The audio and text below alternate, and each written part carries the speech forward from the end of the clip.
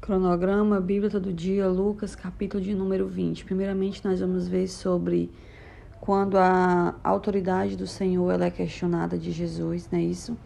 Quando Jesus ele estava ensinando no templo e pregando, chegaram-se alguns religiosos, os chefes dos sacerdotes, e perguntaram, nos dizes, com que autoridade tu faz essas coisas?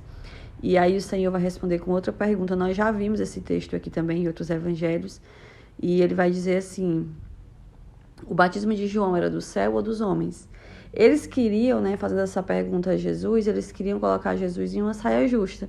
Jesus também ali foi muito ágil.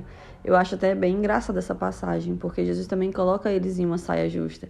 Porque quando o Senhor pergunta sobre o batismo de João Batista, eles também vão ter que ter muito cuidado sobre a resposta, porque eles sabiam que João Batista era muito querido, por uma grande multidão. Então, eles não responderam. Eles vão dizer, não, nós não sabemos, de onde era o batismo, se do céu ou se da terra. E aí o Senhor vai dizer assim: se vocês não sabem a resposta, eu também não vou responder aquilo que vocês me responderam. E eles ficaram, sem poder encurralar Jesus, não colocaram Jesus numa saia justa, não tiveram a resposta que queriam, Porque assim, a autoridade de Jesus é clara, a autoridade vinha do Pai, Mas eles cegos religiosos, Jesus poderia morrer de falar e eles não iam entender. Depois nós vamos ver sobre a parábola dos lavradores, onde essa parábola o Senhor fala dele mesmo, Essa questão de que o dono da vinha vai enviar servos e servos, que isso representa os profetas, aqueles que vieram antes de Jesus e também não foram bem recebidos. Nós vemos vários profetas que sofreram muito nas mãos do povo, Na verdade, cada um teve a sua parcela de sofrimento, de exclusão, de não ser bem recebido, de apanhar, enfim. E aí, quando o dono da vinha envia o seu próprio filho, achando assim, esse agora vão respeitar, isso representa o próprio Jesus, Mas também não foi bem recebido. Espancaram, O que o Senhor Jesus estava querendo dizer? Que o filho do dono de tudo, que era o filho de Deus, também não estava sendo bem recebido. E o pagamento de imposto a César, todo esse capítulo aqui de Lucas 20, nós já vimos em outras passagens, em outros evangelhos, que perguntaram se era certo pagar imposto a César ou não. Outra pergunta com astúcia para colocar Jesus em uma saia justa. E o Senhor, com muita sabedoria, nunca lhe faltou sabedoria, ele vai dizer: mostre-me um denário. O denário era a moeda da época.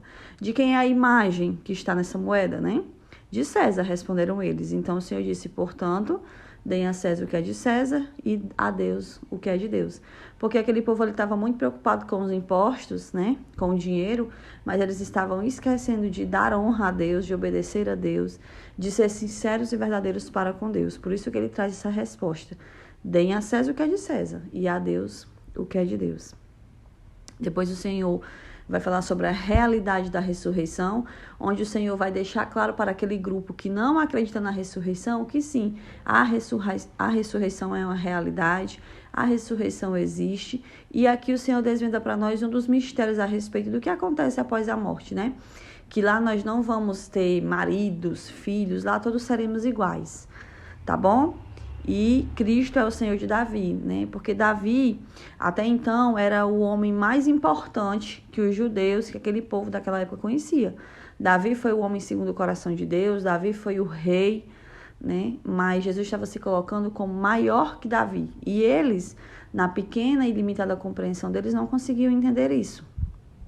Mas o Senhor, ele era o Senhor de Davi, porque ele é o Senhor de todos nós. Na verdade, ele vai dizer que o próprio Davi afirmou no livro de Salmos, E aí ele vai usar uma passagem lá de Salmos. O Senhor disse ao seu Senhor: senta-te à minha direita até que eu ponha os teus inimigos como estrado para os teus pés. Portanto, Davi o chama Senhor. Então, como é que ele pode ser seu filho? Já expliquei isso aqui para vocês também, que quando existem referências de Jesus, filho de Davi, é na questão da família passada, dos antepassados, da árvore genealógica. Isso, Jesus, se nós formos estudar os antepassados de Jesus, através do nascimento carnal, ele tem sim parte com Davi, tá bom? Vem dos antepassados de Davi, mas Jesus era maior que Davi, assim como era maior do que qualquer um, tá bom? Então Deus abençoe essa explicação de hoje em nome de Jesus.